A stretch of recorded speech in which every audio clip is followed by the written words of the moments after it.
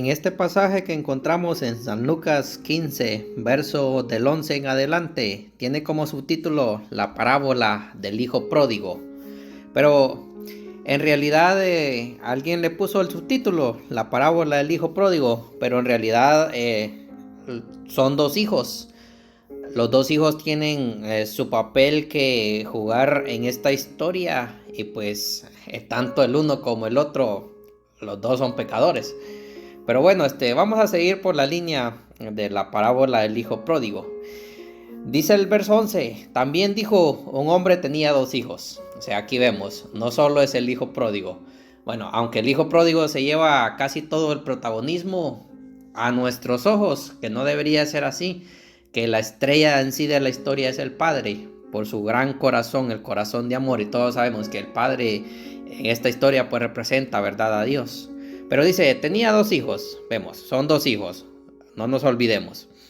Dice el verso 12, y el menor de ellos dijo a su padre, Padre, dame la parte de los bienes que me corresponde, y le repartió los bienes. Una pregunta, ¿por qué fue el menor? ¿Por qué no fue el mayor? Mire, cuando nosotros somos jóvenes, o en sí, si usted que me está escuchando, usted es joven, déjeme decirle que aunque usted sepa mucho de tecnología, aunque usted ahora sepa los nuevos inventos y todo que están saliendo, pero ve a su padre, ve a su madre, quizá ellos lo único que pueden hacer con estos teléfonos inteligentes es solo responder llamadas. Déjeme decirle que usted no es más sabio que ellos. Cuando somos jóvenes, nos falta aprender mucho todavía. Nos falta adquirir experiencia y sabiduría. Por eso, ¿por qué fue el menor? Pues porque era el más insensato. Siempre los más jóvenes vamos a ser los más insensatos. Nos guste o no, es así. Aquellas personas que ya han vivido más años y cuando han vivido con Cristo en su corazón, esas personas, la experiencia que tienen les ha dado cierta sabiduría. Y no nos creamos porque sabemos más de tecnología que ellos, no nos creamos que somos más sabios que ellos, no. Aprendamos a escuchar a los mayores, sobre todo a nuestros padres, a nuestros pastores, a nuestros líderes. Ellos cuando nos dan un consejo es por algo. Así que, ¿por qué el menor? Pues porque era el más insensato. Y luego le dice, Padre, dame la parte de los bienes que me corresponde. Y le repartió los bienes. Vea, le repartió los bienes a los dos. Mire, en Hebreos 9, 17 y 18, ahí así resumido dice que el testamento entra en vigencia cuando el testador muere. ¿Y qué pasó aquí? ¿Qué pasó aquí? ¿Cómo está eso que estando en vida estos hijos vienen, en especial, ¿verdad?, el menor? Porque el mayor, aunque no se nos da evidencia que estuvo detrás de esta idea, pero le repartió a los dos. O sea, el mayor también recibió. Y qué tremendo. ¿Cómo está esto? Que el padre todavía está con vida y ellos recibiendo la herencia. ¿Qué pasó aquí? Mire, de cierta forma, en especial el hijo menor, lo que le está diciendo al padre es, Padre, desearía que tú estuvieras muerto. Padre, desearía que tú ya no vivieras. Desearía que tú ya no existieras. Y mire, cuando nosotros queremos pecar, o cuando nos damos rienda suelta al pecado, es lo que hacemos con Dios. Es decirle, Dios, desearía que no existieras. Dios, no te necesito más. Dios, yo quiero hacer con mi vida lo que yo quiero hacer, tal y como lo hizo el hijo pródigo. Y bueno, y mire, algo tremendo, y quiero que no olvide esto, que según la historia, unos libros de historia, dice que en esos tiempos al hijo mayor, cuando se repartía la herencia, le tocaba recibir el doble, una doble parte de la herencia. Y no quiero que olvide esto. O sea, el padre le repartió a los dos, ¿verdad? Pues el padre, ¿verdad? Imagínese cómo se sintió. Si usted que es padre, su hijo de aquí mañana le resulta diciendo, Padre, o madre desearía que estuvieras muerto, no sé cómo se sentiría. Pero bueno, el padre le repartió a los dos y pues si es verdad eso que dicen esos libros de historia, al hijo mayor le tocó una doble parte de herencia. Y no quiero que olvide esto, más adelante vamos a hablar del hijo mayor. Y bueno, dice que en el verso 13, San Lucas 15:13, no muchos días después, juntándolo todo, el hijo menor se fue lejos a una provincia apartada y ahí desperdició sus bienes viviendo perdidamente. ¿Qué hizo? Se fue lejos. Es lo que hace el pecado. Es mentira que, yo voy a la iglesia y creo que alguien decía por ahí, tengo un pie en la iglesia, un pie adentro y el otro afuera. No. La Biblia dice allá en Apocalipsis que los tibios Dios los vomita de su boca. A él le dan asco las personas tibias. Lo que nos muestra que entre Dios y nosotros no hay un punto intermedio. O somos hijos de Dios o somos hijos del diablo. Así dice la Biblia. Y pues cuando nos apartamos de Dios, pues nos apartamos. Y el pecado es lo que nos hace, es llevarnos lejos, tal y como hizo el hijo pródigo. Se fue lejos a una provincia apartada. Y ahí desperdició todos sus bienes viviendo perdidamente. Y es lo que hace el pecado también. Nos hace desperdiciar todos nuestros bienes viviendo perdidamente. Mira, si sos joven y ahorita te andas acostando con cualquiera muchacha que se te atraviese, déjeme decirle que andas desperdiciando tus bienes. Si eres mujer y andas haciendo lo mismo, estás desperdiciando tu dignidad, tus fuerzas para el día de mañana. Y pues les podría dar muchos ejemplos, ¿verdad? Pero es que en la palabra en sí, ¿verdad? Nos explica. El pecado nos hace desperdiciar toda nuestra vida viviendo perdidamente, desperdiciándola, no aprovechándola. Qué triste. Verso 14. Y cuando todo lo hubo malgastado, vino una gran hambre en aquella provincia y comenzó a faltarle. Y bueno, cuando vinieron los momentos duros, él ya no tenía a quién ir. Qué duro, qué triste es vivir sin Cristo. Es no tener a dónde ir. La Biblia dice, ¿verdad? Allá en Salmos, Dios es nuestro amparo y nuestra fortaleza, nuestro pronto auxilio en las tribulaciones. Pero qué triste las personas cuando están lejos de Dios. No tienen a quién ir. Y todo les empieza a faltar. Verso 15. Y fue y se arrimó a uno de los ciudadanos de aquella tierra, el cual envió a su hacienda para que apacentase cerdos. Es lo que el mundo hace con las personas que no tienen a Cristo en su corazón. Mire, para los israelitas, el cerdo es uno de los animales más inmundos que existe. Y de hecho sí, el cerdo es uno de los animales más inmundos que existe. Y para ellos no había mayor humillación, ¿verdad?, que tener un cerdo cerca. Imagínense, y a este hombre el trabajo que pudo conseguir fue ir a cuidar cerdos. Imagínense qué humillación. Es lo que el mundo nos hace. La Biblia dice que la paga del pecado es la muerte. Así el enemigo paga a los que le sirven, humillándolos de esta manera, haciéndolo caer lo más bajo que se puede. Verso 16. Y deseaba llenar su vientre de las algarrobas que comían los cerdos, pero nadie se las daba. Quizá usted que me escucha puede decir, no, pero yo siempre he tenido para comer, a mí nunca me ha faltado nada. No. Lo que la Biblia nos está diciendo aquí, o nos quiere decir, es que lejos de Dios, el animal más inmundo como es el cerdo, puede tener una mejor vida que aquellos que están lejos de Dios. ¿Por qué crees que le ruegan amor a personas que no valen la pena? ¿Por qué anduviste tanto tiempo sufriendo los desprecios de esa persona que decía que te amaba cuando estaba lejos de Dios y nunca pudiste abrir los ojos para ver que no te amaba? ¿Por qué fuiste humillado de esa forma? Porque no tenías a Cristo en tu corazón. Por eso las personas vinieron e hicieron lo que quisieron contigo, porque estabas ciego, no tenías sabiduría, no tenías entendimiento y por eso fuiste despreciado de esa forma, porque no tenías a Cristo en tu corazón, porque estabas lejos de Dios. Y si te has apartado de Dios, es lo que te puede pasar, es lo que te va a pasar. Una peor vida que un cerdo. Un cerdo puede tener una mejor vida que aquellos que están lejos de Dios. Qué triste. Verso 17.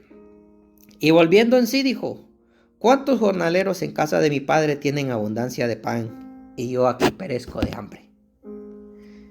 Este hombre empieza a reflexionar y ahí se recuerda cómo era su padre, que su padre era tan bueno aún con los criados que le servían en su casa, con los jornaleros que estaban en la casa de su padre.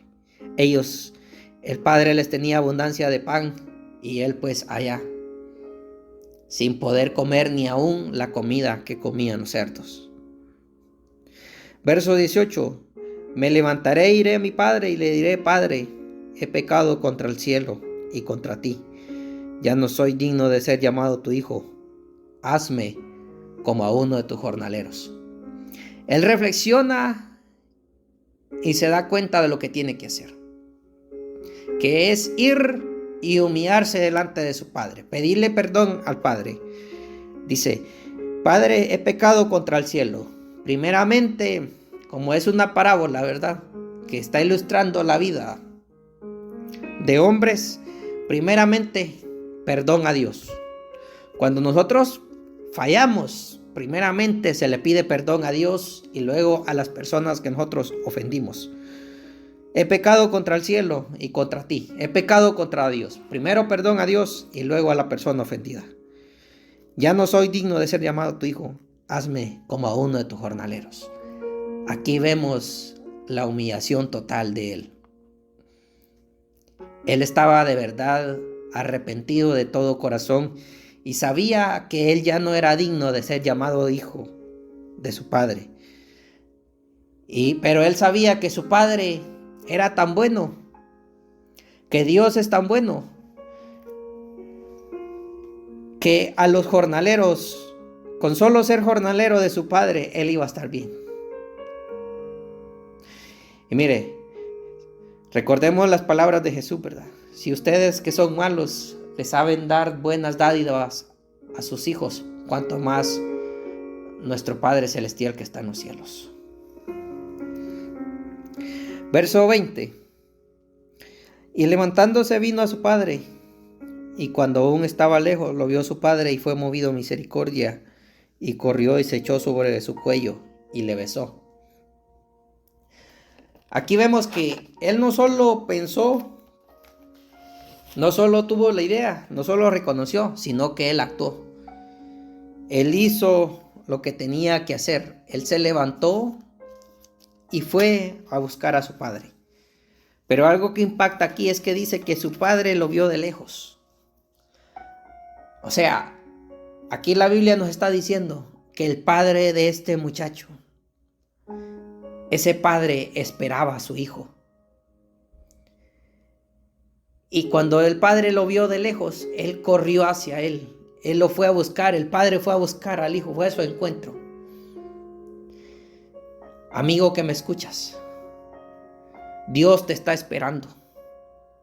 ¿Por qué eliges tener una vida así peor que un cerdo? Cuando con Dios, el amor en casa de Dios, el amor sobre y abunda. Y no importa lo que hayas hecho, no importa que tan sucio te encuentres, aun si te has alejado de Dios, Dios te está esperando. Dios te está esperando todos los días, cada minuto, cada segundo que pasa. Dios está esperando por ti.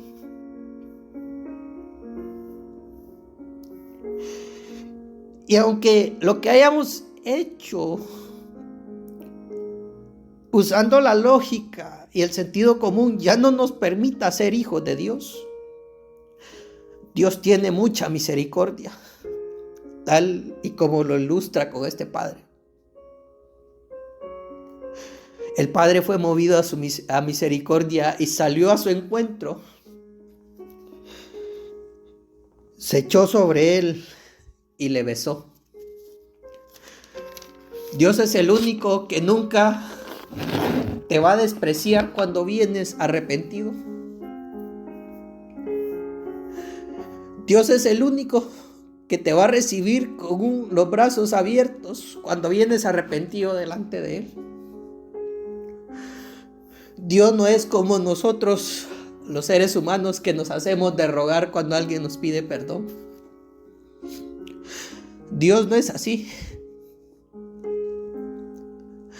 Cuando Dios te perdona, Él lo hace de todo corazón. En Dios hay mucho amor y mucha misericordia, tanto que no la podemos comprender. Verso 21. Y el hijo le dijo: Padre, he pecado contra el cielo y contra ti. Ya no soy digno de ser llamado tu hijo.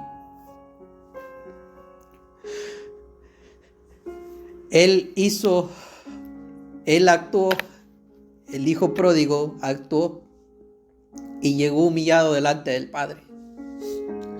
Y le dijo las palabras que él había pensado: ya no soy digno de ser llamado tu hijo. Pero, ¿qué pasó? Verso 22. Pero el padre dijo a su siervo: sacad el mejor vestido y vestidle. Lo que esto significa es restauración total. ¿Te imaginas en qué condición pudo haber llegado si no podía ni comer la comida que comían los cerdos? ¿En qué condición pudo haber llegado? Pero el padre lo restaura, el mejor vestido. Y es lo que Dios hace con sus hijos. Él siempre nos da lo mejor. Y poned un anillo en su mano, símbolo de autoridad. No, seguirás siendo mi hijo. Dios, todo el que se acerca a Dios arrepentido, Él lo hace su hijo. Mas a todos los que le recibieron y los que creen en su nombre, Él les dio potestad de ser llamados hijos de Dios. Dios no tiene adoptados, Dios solo tiene hijos. Somos hijos de Dios. Y también poner calzado en sus pies. En esos tiempos los criados no podían usar calzado, no había para eso. Solo las personas importantes podían usar calzado. Y pues aquí vemos la restauración total del padre hacia el hijo pródigo. Ese padre había olvidado que el hijo, cuando le pidió la herencia, de cierta forma le dijo: Padre, ya no te necesito. Desearía que estuvieras muerto. Ese padre ya había perdonado todo eso. Pero aparte de eso, verso 23: y traed el becerro gordo y matadlo y comamos y hagamos fiesta, porque mi hijo muerto era y ha revivido, se había perdido y es hallado. Y comenzaron a regocijarse. El padre hace una gran fiesta. La Biblia dice que cuando un pecador se arrepiente, hay fiesta en los cielos. ¿Te imaginas? ¿Qué somos nosotros delante de Dios para que Dios nos ame tanto? A tal punto que cuando nos arrepentimos, Él hace fiesta allá en los cielos. Y bueno, aquí empieza la historia del otro hijo, del hijo mayor. Como le dije al principio, nos centramos solo en el hijo pródigo, pero por ahí hay otro personaje que es igual de malvado como lo fue el hijo pródigo, y es el hermano mayor. Verso 25: y su hijo mayor estaba en el campo, y cuando vino y llegó cerca de la casa, oyó la música y las danzas. Verso 26: y llamando a uno de los criados le preguntó qué era aquello. Verso 27: Y le dijo: tu hermano ha venido y tu padre ha hecho matar el becerro gordo por haberle recibido bueno y sano. Verso 28. Entonces se enojó y no quería entrar. Salió por lo tanto su padre y le rogaba que entrase. El hermano mayor, el hijo mayor. Aunque él nunca se fue del lado del padre, él no se parecía en nada a su padre. Él no tenía el corazón de amor que tenía el padre.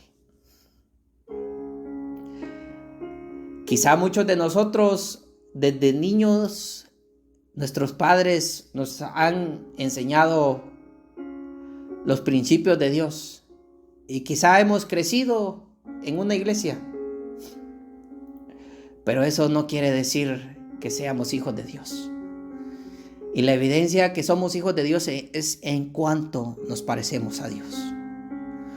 Porque aunque quizás no hemos andado en el mundo pecando tanto como otros, y quizá vamos a la iglesia todos los días, somos cercanos al pastor, a los líderes, no quiere decir que nos parezcamos a Dios o que seamos, o que eso nos dé la seguridad de ser hijos de Dios. Porque el hijo mayor, aunque estuvo con el padre ahí, él no se parecía en nada a él. Y él, al contrario, él no había aprendido nada acerca del amor, del corazón de amor que tenía el padre. Y cuando ve esta escena de que su hermano menor, en vez de alegrarse también, lo que hace es enojarse.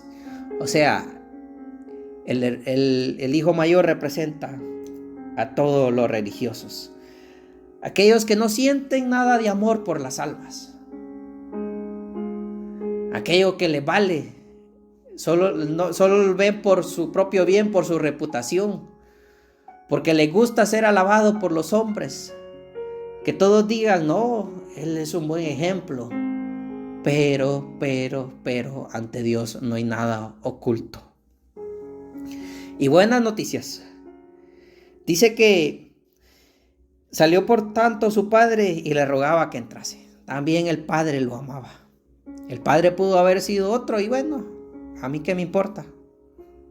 Es mi fiesta, pero no. Él también tenía amor para su hijo mayor. Él quería que se uniera a la fiesta, a la alegría y al gozo. Y si nos estamos identificando con el hijo mayor, también, buenas noticias, también Dios nos ama. Y es tiempo de que aprendamos acerca del corazón de amor que tiene Dios. Es tiempo de que empecemos a reflejar a Cristo en nuestras vidas. No basta solo con estar en la iglesia. Eso solo nos hace religiosos. Sino que lo que vale es cuánto nos parecemos a nuestro Padre, al Padre Celestial. Verso 29. Mas él respondiendo dijo al padre: he aquí tantos años te sirvo, y no habiéndote desobedecido jamás, y nunca me has dado un cabrito para gozarme con mis amigos. Verso 30. Pero cuando vino tu hijo que ha consumido tus bienes con rameras, has hecho matar para él el becerro gordo. Lo que le decía, un total religioso. Él no se parecía en nada a su padre. Verso 31. Él entonces le dijo: hijo, tú siempre estás conmigo y todas mis cosas son tuyas. O sea, si él nunca se había gozado, es porque él nunca había querido. Las bendiciones de Dios siempre están ahí. El amor de Dios siempre está ahí. Y si nosotros nunca lo hemos disfrutado, es porque hemos sido religiosos.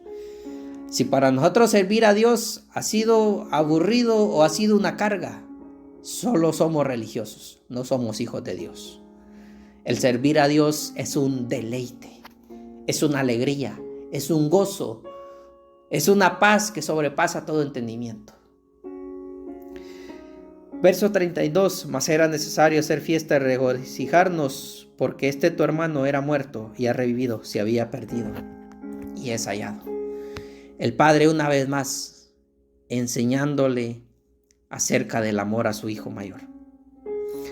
Y algo triste de esta historia es que no se sabe qué pasó con el hermano mayor. Ojalá el hijo mayor haya entrado a esa fiesta. O quizá ahí haya agarrado sus cosas y se fue también. No se sabe qué pasó, pero ojalá haya pasado algo bueno. Y es pues que es tiempo de que empecemos a ver por nuestra alma, porque el día de mañana no sabemos. Y solo podemos asegurar nuestro futuro, nuestro mañana, después de la muerte, únicamente en Dios. Ahí está la seguridad de nuestra salvación.